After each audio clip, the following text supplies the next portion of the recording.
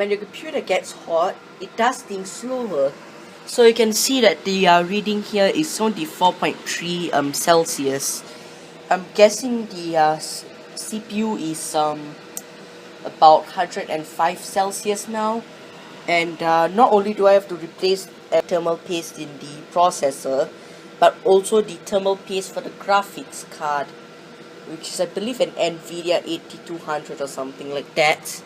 I can't really remember the model number, but I know on the back it has it's connected through PCI Express 16 times, I believe, and it on the back it has VGA, DVI, and HDMI. Although of course I don't use the HDMI input. I would have put the card into this PC here. This is the parts that were from the custom build, the Pentium D custom build. So because I have OCD, I decided to cover up the HP logo on the front. But on the back, the stickers still stay HP. I only did the changes on the faceplate, and then once I get back my cash, I will go on to Deluxe Stream and order a variety of stuff. Some for the Raspberry Pi white plate, and some for this computer, and some for the other computers, and a few other things. So I have a relatively large shopping list over on Deluxe Stream, dx.com. And then one of the things on the list is this it's made by YOKE Yoke brand. Basically it's a little module that replaces the front panel buttons and one USB port on the front of your computer. So the way that works is that it actually connects into the front panel connector on your motherboard, and actually then runs out through a cable from the back. There's a special red connection for the power button and stuff. They use the pins from USB, and then on the side of and it runs all, and then there's also a USB pass-through that connects to one of the USB ports on the back of the system. And then from there it actually runs all the way out, and runs all the way out into a small little device there. Then on the front there's power, LED, and reset labeled in Chinese. And then on the side there's a USB port, which is the black USB cable that comes off the device. It just plugs into the back. Kind of like how the some of the more modern cases with USB 3.0, they simply just have a cable sticking out on the back, and then it plugs into the USB 3.0 port. So that probably is because case manufacturers don't have the USB 3.0 header connector, so they have to actually install a USB 3.0 extension cable into the case. So yeah, and the computer is still running, but it's installed the update and it's shutting down now. After I stopped recording, the computer actually shut off. What a coincidence. Okay, now I'm gonna disconnect this computer, take it into my room, and I will also remove some of the expansion cards inside to give me more space. The temperature sensor from the front controller's place, it's shoved right there into the heatsink, but not too far inwards. So yeah, little shroud of the heatsink. This is the inside to my USB vacuum cleaner because it actually died, but I don't think the motor is hot. Here's the control panel for all the electronics and stuff on it, but I don't even use the anyways, I don't even use this light, so I'm actually going to just quickly replace the cable and wire directly to the motor. The reason why my USB vacuum cleaner failed, because It isn't a very good quality one. It's probably like a cheap one. And turns out it didn't work because the motor actually shorted out. So that means I won't be able to properly clean it. Also, I found that this Cooler Master cooling, at least the cooling fan part of it is actually made by Delta. And look at that nice big dusty heat sink. That's just one of the reasons why you shouldn't put warranty seal on desktop computers, so that it can be cleaned and maintained. Oh well. I think I'll try to use some wipes or something to clear all the dust out. Anyways, I managed to clean up the fan. Here's the other side. It's mostly clean, but for me it's acceptable. And with this, the way I did this was, since my vacuum died, I actually decided to just use kitchen wipes. I mean, white, just normal wet wipes to clean it up. So yeah, here's mostly clean. There's still some dust, but oh well. At least it's mostly clean. And then some of the dust got on the motherboard and stuff. So yeah, let's see what I can do. You see a nice hot and toasty Pentium 4, which has probably cooled off by now. Oh, look at all that dried thermal paste. I'll have to clean that out. And you can actually see all the dust that's actually stuck in between. Mostly at the top. But it looks like a nice work of art. Spring-loaded screws as well. Oh well. Need to get this all cleaned out.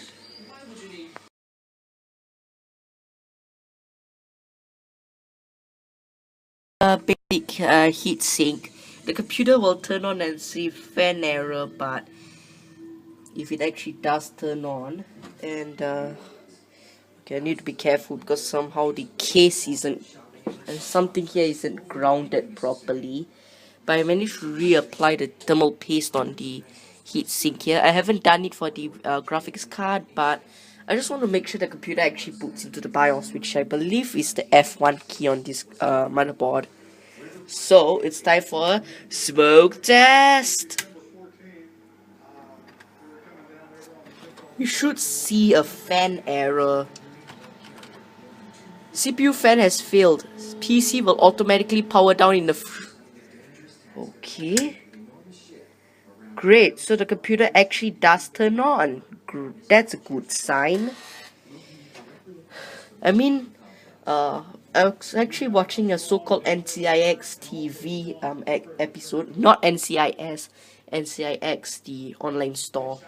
I'll try to remind myself to put a link in the description. Hey, hello YouTube, I'm back, and I had to temporarily shut down the lighting here. You can't really see it, but the lights here, the fluorescent lights are actually switched off because I don't know what device is doing this, but it's not grounded properly. I think the cause of it might be this Fujitsu monitor because its power connection is not grounded. My Surface Pro also doesn't have a grounded power source, and because there's this kind of USB thing here to mount the kind of USB connection, I think that's what's causing the problem. So I'll need to remove that. Here it is. I managed to put it secure in the heat sink. This is the best I could tighten then without stripping the screws out. So I want to plug in the heatsink. I haven't replaced the thermal paste on the graphics card here. This is a pretty nice NVIDIA GeForce 9500 GS, 512 megabytes of video RAM, and VGA, DVI, and HDMI. Nice. It's from 2008. It originally was from an Acer computer, more specifically the core-to-quad custom build that actually was originally an Acer computer, but they replaced the motherboard with a Gigabyte motherboard, and I technically call it a custom build after that. On the front, it still says Acer Multimedia Desktop, and like it has the original kind of not really a spec sticker, just shows the preloaded bloatware that was originally there. So yeah,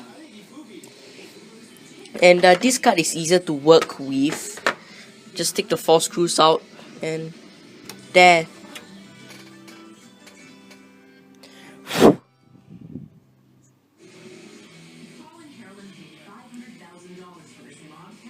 Actually, if you look closely at the NVIDIA heatsink, you can see all this dust. There's dust that accumulated below, so I'm gonna have to remove this fan. There are actually hidden screws underneath the actual fan blades, so I will clean up all the dust on that. And also the board here, the silk screening is actually for 2 different sizes of heat sinks,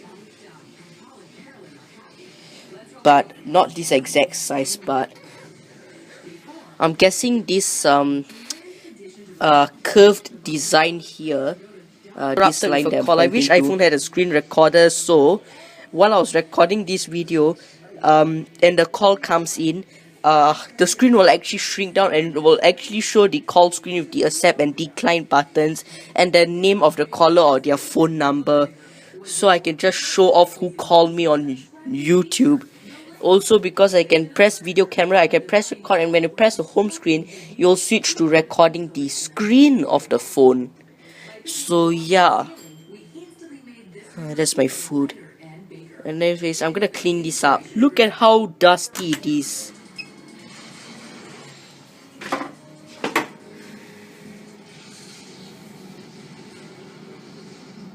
Huh? Why is there a HP logo? Shouldn't there be a text mode startup? What the heck? Entering setup. System fan has failed. Okay. Anyways, just now I turned this on before. The reason is because there was a little bit of mess up with the CMOS. It seems that the clock settings are still intact, but the rest of the settings are missing. So I need to go and set that up.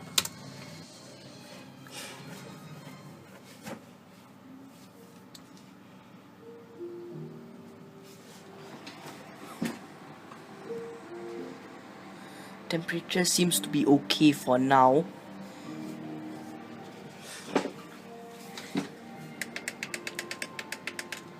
I'll just let the fan start up later. Error, system fan has failed, because there is a system fan, but I couldn't really connect it to the onboard pins. It needs to make sure that there is a case fan that's connected to the motherboard. If only this temperature controller on the front had an extra input cable that will plug into the fan heater on the motherboard.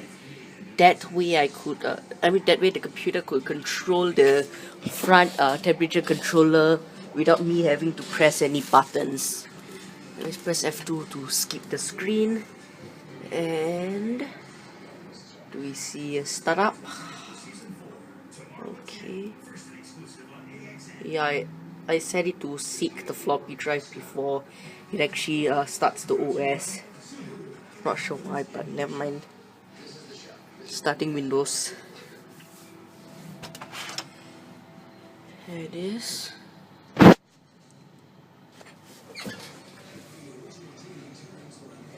Temperature is rising up to 39.5 degrees, so I don't think that is a good sign.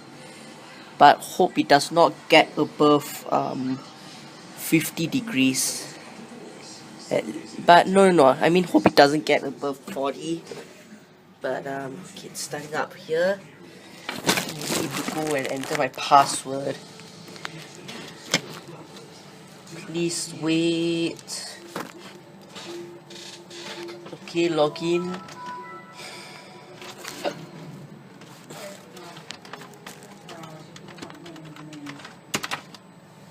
Okay, welcome. Okay, should be starting up on both monitors.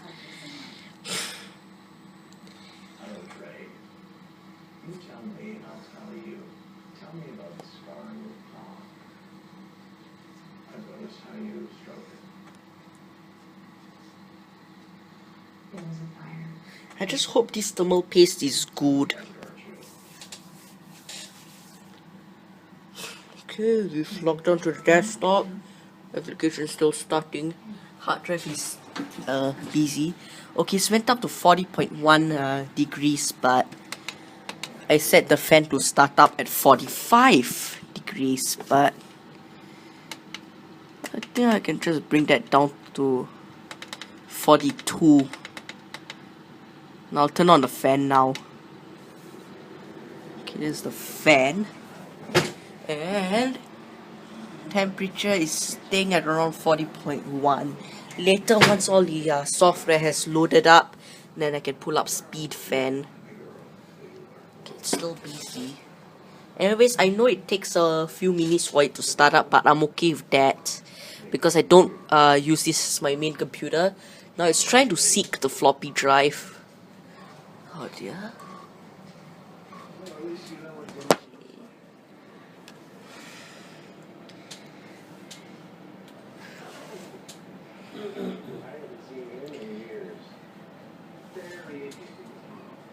Completely unrelated to this.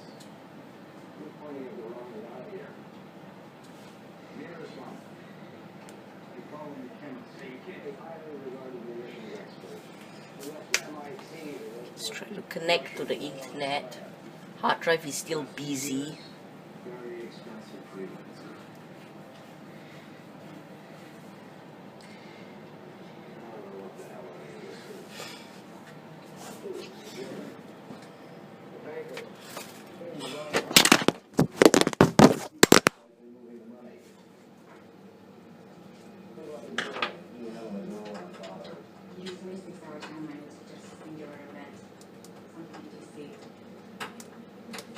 I'm not sure how that works. What about the chemist?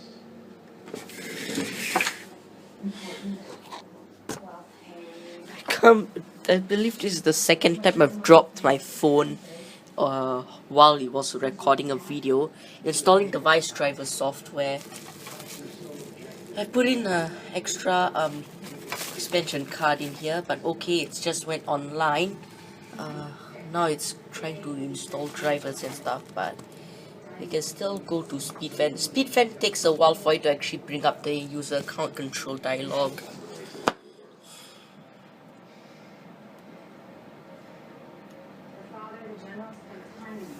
I clicked on the item, but it hasn't dismissed the start menu.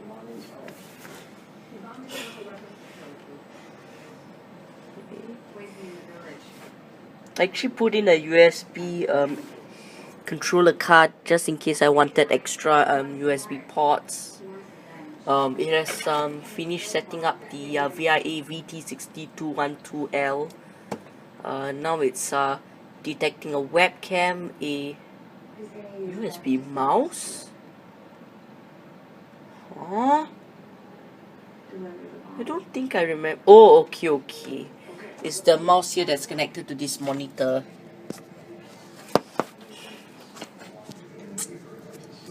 Yeah, VIA USB. So anyways, it's still taking time for it to actually start up SpeedFan. And okay, it's installing more drivers for the VIA VT6212L. Unidentified device, so it's detecting a lot of stuff. VIA. Oh, okay, it's actually installing drivers for the individual USB ports. There are 5 ports, 4 on the outside, a few on the inside. Okay, it's detected the USB one of the USB hubs. I'm guessing it's the one inside this monitor. USB root hub. So it is loading up a lot of drivers. Okay, USB space camera, which I'm guessing is this overhead workshop camera view. There was a camera here, but I don't know where I put the camera. Okay, it's down there. But okay, it's still installing stuff. The USB 1.1 device is connected or something.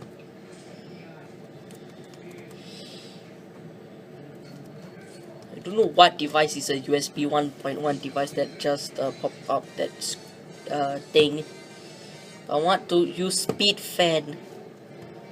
Oh well. Well, I'm actually going to take the Pentium D system to my room to see if this VGA to composite adapter actually works.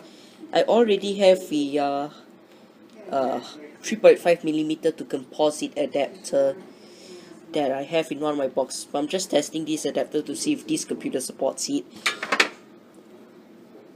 Because I think because I know that the eVectra actually supports this dongle, but I'm not sure about this one. Since it only has a VGA port for the graphics, I'm guessing it will support it.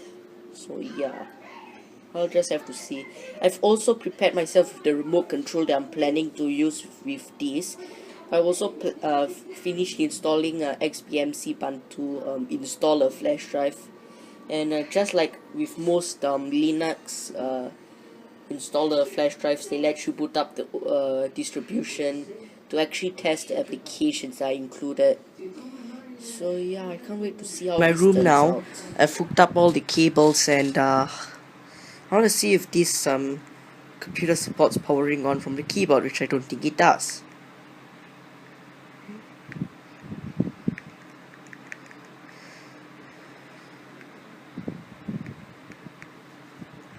I know my phone doesn't always show like the infrared feed, but I'll turn on this computer. By the way, there's no keyboard hooked up, it's just the remote which they will computer will recognize as the keyboard and mouse combo. But it is turned on, and we are not getting an image on the TV. I swear it is connected to AV2. Here's my awesome face pavilion, I like to call this.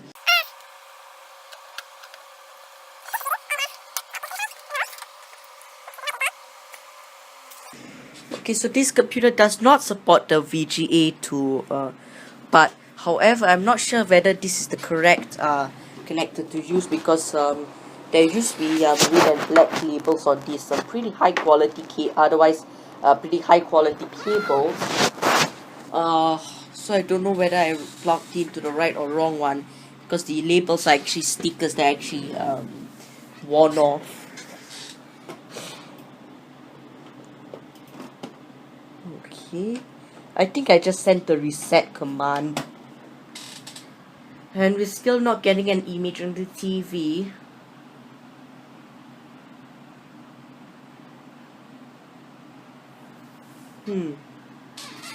Yeah, does not support it.